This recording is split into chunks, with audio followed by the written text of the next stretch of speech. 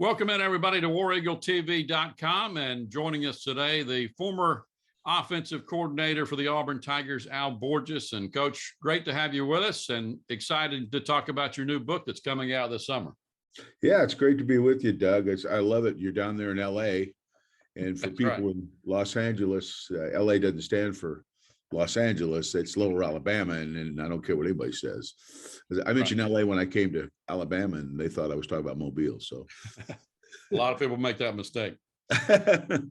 Your book is coming out this summer, not quite out yet, but it's coming out later this summer. Deny of the Tigers, a little play on words there, and referring to the 2004 season when the Tigers didn't have a chance to win it all and actually were undefeated.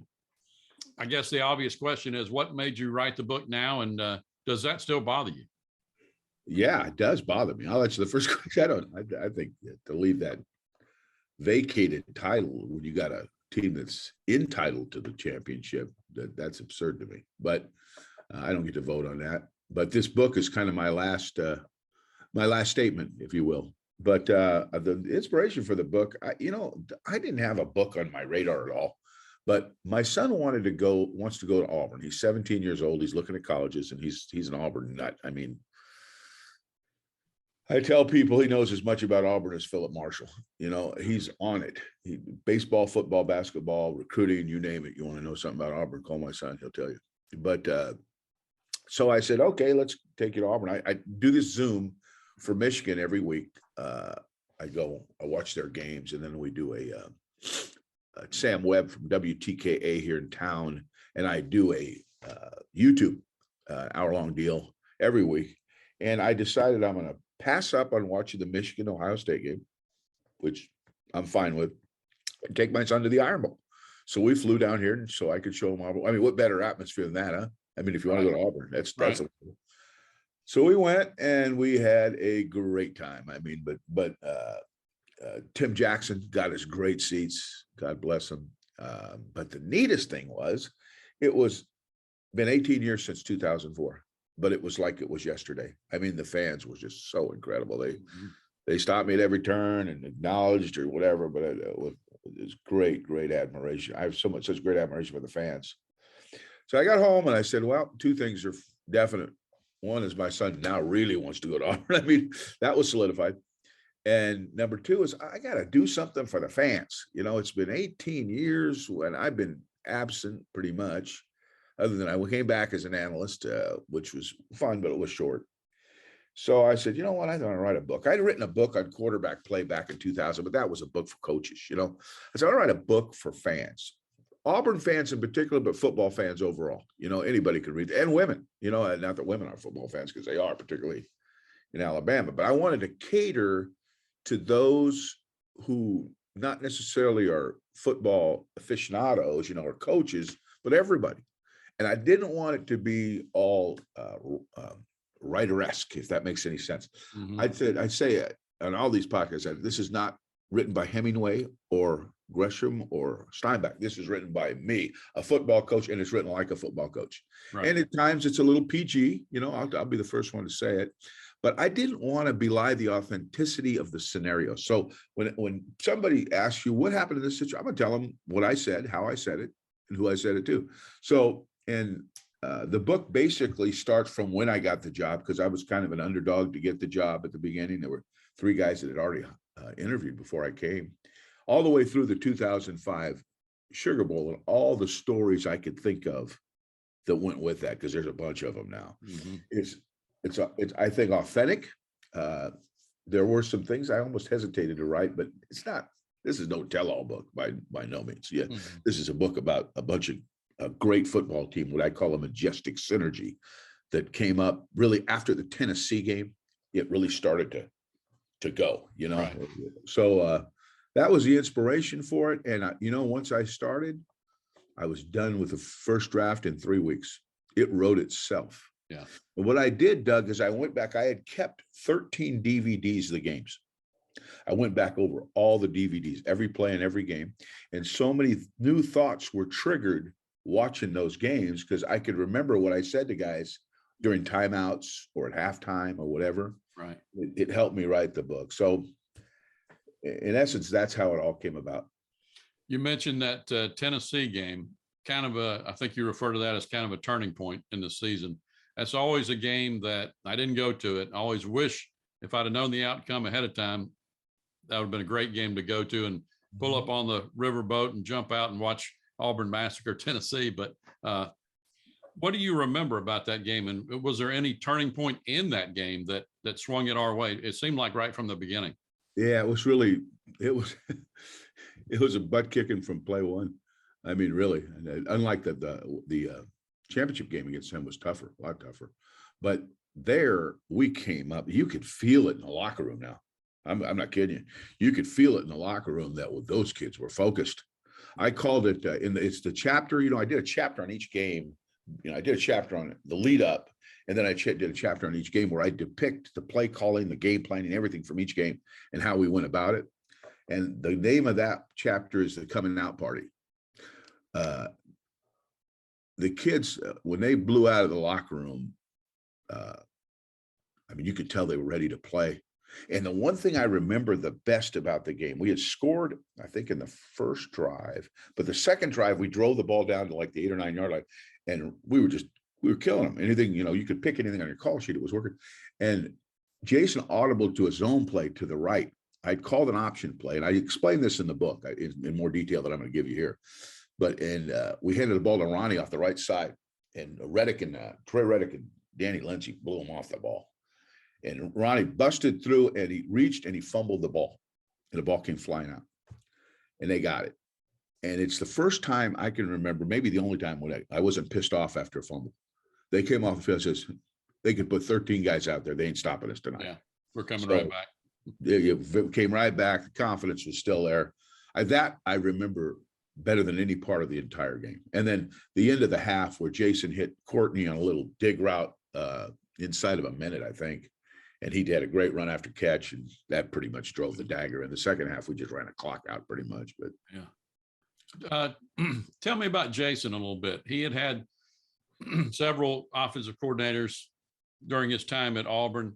You seem to bring him out more than anybody. And we've had Jason on the site here talking about Auburn football. But what was there anything in particular that you did that brought out the talent that he had?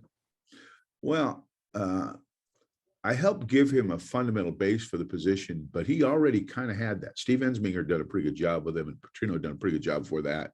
Here's the good news and bad news about the multiple coordinator deal. For Jason, having 4 coordinators wasn't good until he hit his 4th year where he hit his stride. But for me, it wasn't all bad, because he had been exposed to so much football that I couldn't stump him with anything I gave him. If I would present a concept to him, he instantly understood it. Now, he had to understand the nuance of how I coached it, but for the most part, he could hit the ground running on any football stuff. He was on it. Mm-hmm. So that part of it was good. The biggest thing with Jace was he needed more work from the neck up, and not he's smart as a whip now. I'm not talking about intelligence, because that was at least his problems, but just he always seemed to always have a foot on the grave, and a foot in the grave, and another foot on the banana peel with the fan base. They were, I went around before the season. Everyone wanted to take him out and make talks. I said, Jamie, Christmas, I just went through spring ball. This guy's a guy. He can play. I mean, what is everybody? I said, I tell you, just everybody calm down. The quick Q&A was my least favorite part of those talks, because at Auburn, the coaches talk all over the state, right? And I would always do these talks, which I really enjoyed, but the Q&A was never fun because I knew they were going to attack Jason Campbell. So I said, you know what, relax. Give me a chance to train this kid and get him thinking right and all that. Get him where he's aggressive and he's not afraid to make mistakes. That's the difference. Is he just let it rip? We use the term let it rip. I talk about it in the book. And that was the difference, is he just wasn't afraid to play and go out there. And I think another thing that helped Jason a lot too is we did more passing in situations that they weren't looking for a pass. So it wasn't always third down he was throwing. Right. Less must-pass situations. That really helped him. That built his confidence for those situations that he could handle.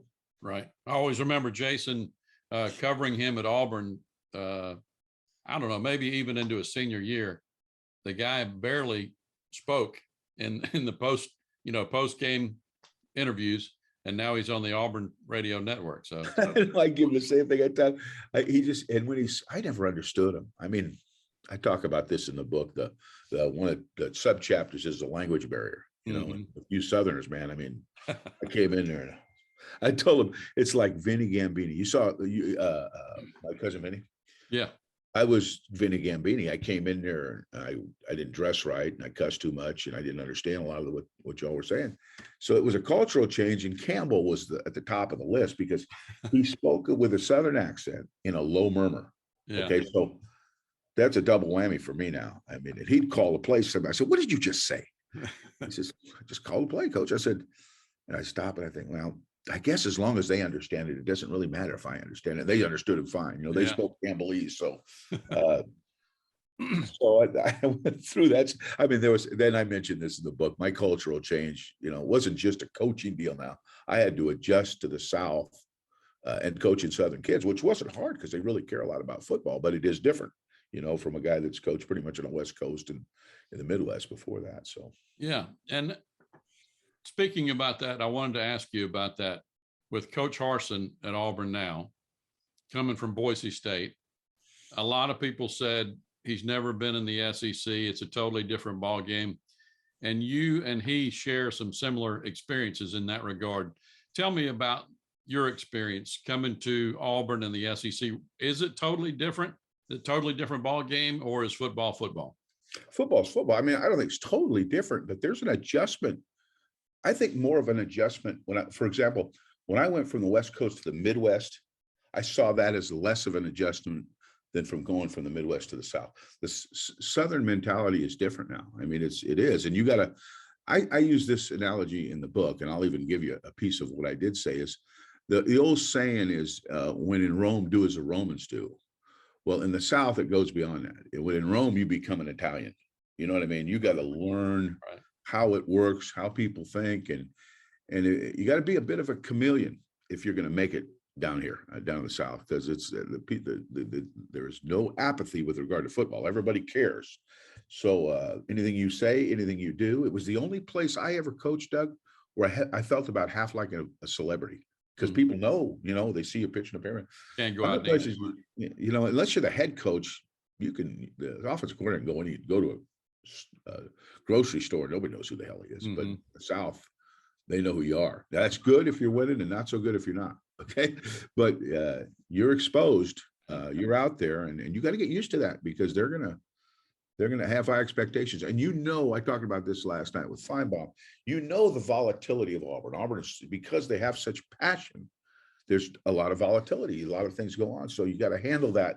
You got to stick handle that, so the fans understand what it's about, and they know that you care about the place. They don't, at the end, this is what I learned about Auburn fans, okay, is if they think you can coach, they don't care really where you're from.